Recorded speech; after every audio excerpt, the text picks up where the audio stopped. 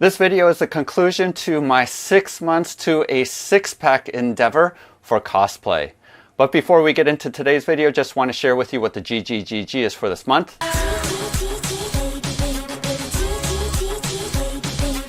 Each month, Bob the Poleholder picks some of my Patreon supporters to receive gratitude gifts for this month of April of 2022. We have the Terrain Box DM Starter Set from Mantic, Hellboy the board game also by Mantic, God Tier the Borderlands by Steamforged Games, Spartacus by Gale Force 9, $50 to spend at Matt's by Mars, 2 all-in pledges for the Tycho Starport Kickstarter, and $100 to go towards the crowdfunder, which is the winner's choice between the Reaper Bones 6 Kickstarter with miniatures or the Anasteer board game. If you want to find out more, please use the link below to go to my Patreon page where you can get all of the details. So this is a conclusion to my 6 months to a six-pack for cosplay purposes. If you haven't seen my other videos, make sure to check them out here. My daughter and I just finished up this past weekend going to Anime St. Louis, and all of the hard work that I did the past couple of months has paid off, and I'm pretty happy with what the results are. I just want to start off by sharing about how fun Anime St. Louis was. And as I stated in previous videos, I haven't really been cosplaying that much the past couple of years, focused my channel primarily on doing 3D printing for games and terrain. But 6 months ago, made a commitment to go ahead and re-enter back into cosplay, just because my youngest daughter, who I cosplay with, she just entered into high school and just have only a few more years with her left, so wanted to do something fun and bonding with her.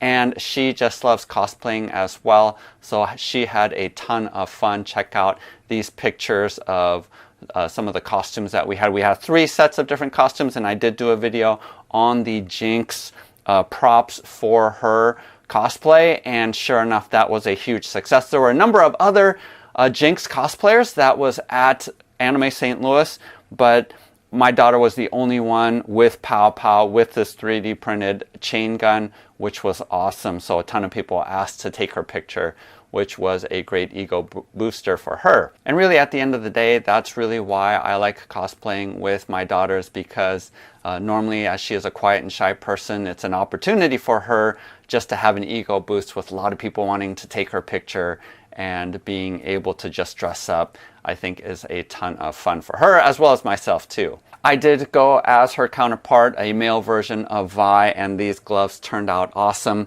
Just a quick note, links in the descriptions below for these files, as I found them on an Etsy seller, but I did print out the base body here at 115%, and this was also the fist at 115%, which is way too small scale-wise, so I scaled up just the fist to 150% and was able to have a better size for Vi's gloves. Also, I was able to go as Lee Sin. Now, it was a KDA version, just so that I could match my daughter, who went as KDA Akali, and we had a lot of fun there. I said at the very first video that if I was able to shed the pounds and able to get a six-pack, that I would go as Lee Sin, and I'm pretty happy with how the results turned out. And then my final costume was Inosuke from Demon Slayer, which is an awesome anime series that my daughter and I and son actually have watched together. That was probably the most cosplayed characters was from Demon Slayer. Personally, I think my daughter looks the best. She's super cute in her Nezuko cosplay and looks awesome. So all of those things came together, and I did purchase most of the cloth parts of our costumes just online, usually on eBay or on Etsy. Had to make modifications and was sewing like mad this past week. I shut down all of my terrain printing and painting in order to get all of these props done in time for this past weekend. And even Sunday morning was madly putting together my Lee Sin costume, even as we were preparing to go. So that's always the case. I always find that I'm working all the way up to the convention, and I didn't get everything done that I wanted to, but this was a good initial run for the main event, which is happening July 4th weekend up in Chicago. We are going to Anime Midwest. My son is going to be joining us as well. He always goes up, and that's a great time as well. So this was a good first run. There's always costume failures and things that you notice when you first put it on, so I'm going to be making those modifications these next 2 months. But let's go ahead and move on just to the lessons learned over these past 6 months as I have sought to gain a six-pack, what has worked, and what are some of my best tips. And especially for someone who is over 50 years old, I think there are some special considerations that you have to take into place if you are more on the older side versus if you're younger. I don't think you're going to run into a lot of some of the roadblocks that I ran into. So probably the most important thing, and this is the first time in my life that I've ever dieted, I did manage to get down to about 160 pounds, so I did lose approximately 18 pounds. My goal was to try to get down to 157 so that I could have a total of 20 pounds lost, but I do think I gained at least 5 pounds in muscle mass, and so technically I could have made it, but I think I'm pretty happy with the results being at about 160. Now, I think my ideal weight, more of a long-term sustainable weight, is 165, and really when I was starting to get below sort of around 163, 162, I realized that it was just a lot harder to be motivated to continue to lose weight. And so I think my sort of sweet spot of where I want to maintain for the most part is 165. Now, I did get down to 160 about 2 months ago, but I did gain back and went back up to 165 primarily because I wanted to build more muscle. And so you can't be dieting too much if you're trying to gain muscle mass. So I went up to 165 and stayed around there for the past couple of months while I was working hard at building muscle, and I think that worked out well. You don't want to go super crazy and just gain all that weight back that you initially lost. So I didn't get back up, even up to 170, but I felt like that was a good spot for me to be at, and I think over time you will know your body and sort of where your ideal weight is going to be that you can sustain long term. So moving forward, even though I got down to 164 this past weekend, I think I will go back up to a more comfortable 164, 165 and continue to try to build more muscle mass for Anime Midwest in 2 months. As an over 50 bodybuilder, trying to get into shape, I did continue to be plagued with injuries, and so I mentioned in my last video that I did have a couple of injuries and they're still a little bit chronic, so I have to be careful, and when I do sense that I've strained a muscle, I do stay off of it quite a bit. So that's not something probably younger folks out there need to be worried as much, but if you're going to build bulk, if you're going to build muscle mass, you do need to go to failure, lifting weights, going less reps with higher weights, and going to failure. Again, my routine is usually doing reps of 12, 10, and then 8. So at least 3 sets, typically 4 or 5. Where those last couple of sets, I'm only doing about 8 at the most, 8 reps, going down to even 5 or 4 reps. And so that's really what's helped out, is doing about 5 reps at least and doing that twice a week for each muscle. Really did help me bulk up more. And for the most part, I am really proud of my shoulders. I think that was a weak spot for me before. And I do feel like by doing military presses, by doing flies, I was really able to bulk up more on my shoulder area. Someone did make a comment in my initial video when I launched everything off that 90% of this whole endeavor is your diet. And I 100% agree that most of trying to cut down, and especially in getting a six-pack, really did have to do with dieting. So that was more important, I think, than even my weightlifting routine, because at the end of the day, having that layer of fat is like putting on a coat that's covering up all of your definition and all of your muscles. For me, doing the intermittent fasting worked out really well, and especially at the beginning, both with losing weight as well as gaining muscle, you're going to notice an exponential growth happening at the very beginning, where you see the biggest results at the beginning, and then slowly over time what's going to happen is that it tapers off, where you see only incremental growth happening.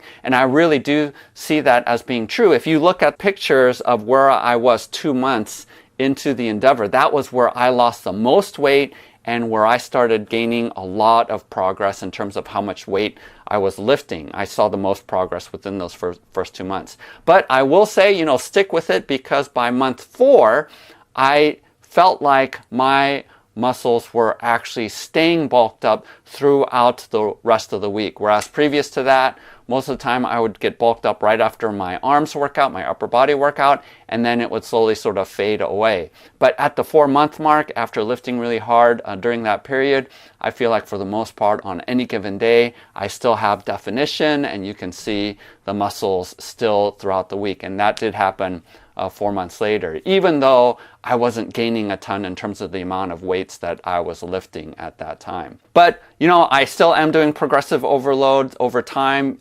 If you do want to build muscle, you are wanting to increase at least the number of reps or the number amount of weight that you're able to lift, and that's what's going to create more and more muscle growth. Also, another tip over time is that your muscles get used to doing certain exercises, so it's important to change things up by using a different machine, by doing free weights versus the machines, and that way you want to consistently shock your muscles or use different muscle groups, and those kind of incremental changes over time really also help out. Now, my abs, even though you can definitely see them and I have a six-pack, I was hoping for there to be a little bit more definition, but again, once I got down to 160, I just found it super hard to continue to lose weight, and I found myself really obsessing about food and thinking about food all the time because I was constantly hungry. For me, you know, I feel like I could have lost 3 more pounds and gotten down to my goal weight of 157, but there was no way that was going to be sustainable long term. And part of the issue too, with a 50-year-old body, I think there's just fat percentage that is much harder to lose than before when I was younger. And so overall, because of quality of life issues and, you know, doing social things with friends and with family members, there's a point where I feel like when you're obsessing too much with food or it's constantly on your mind, it sort of takes over, and I didn't want my quality of life to suffer in that way, so I was willing to just sort of give that up. This is about as good as I'm going to be for this time, and was okay not losing those last 3 pounds. Now, that might be different. Maybe I'll shoot for that for Anime Midwest in 2 months. Who knows? But overall, I think I was pretty happy with the results that I got. I do wish a little bit that I had a little bit more definition on the shoulder area, but for the most part, pretty happy with how things turned out. And I definitely want to say that by posting this on my YouTube channel, it did help me be motivated and have the accountability to keep moving forward. Especially around month 5, I felt, you know, my motivation was waning a little bit, and I still had the convention this weekend that kept me going. But if you are struggling with motivation, or if you're finding yourself sort of lagging, either have some kind of event like cosplaying, or, you know, maybe going to the beach or going to the pool. Have that be a motivation, something that you can look forward to, because that will keep you motivated. Or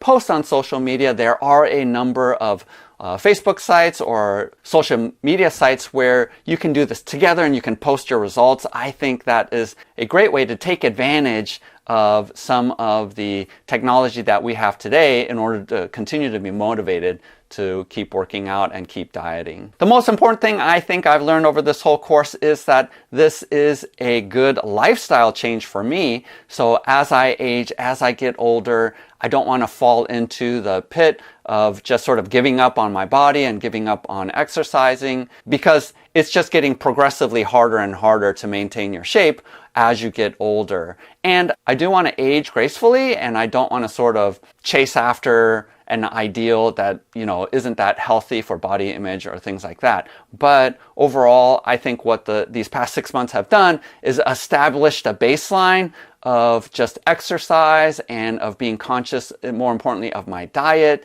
and keeping those extra pounds off. So the total, if I stay at 165, the total of 12 pounds, which doesn't sound like a lot, but I definitely do feel more healthy, and I feel like that continues to motivate me to stay fit and to work out. So that, I think that's the most important thing. And at the same time, I have to counterbalance that to make sure that I'm not obsessing about it, because I do have sort of an extreme personality that, you know, I have addictive a personality that just focuses in on one thing and goes all out for that. So I have to be careful to balance social engagements and being able to have fun and eat dessert and fun foods with other people without going overboard. So I feel like that's a balance when you disrupt your family's life or your family's meals because you're dieting and all that kind of stuff.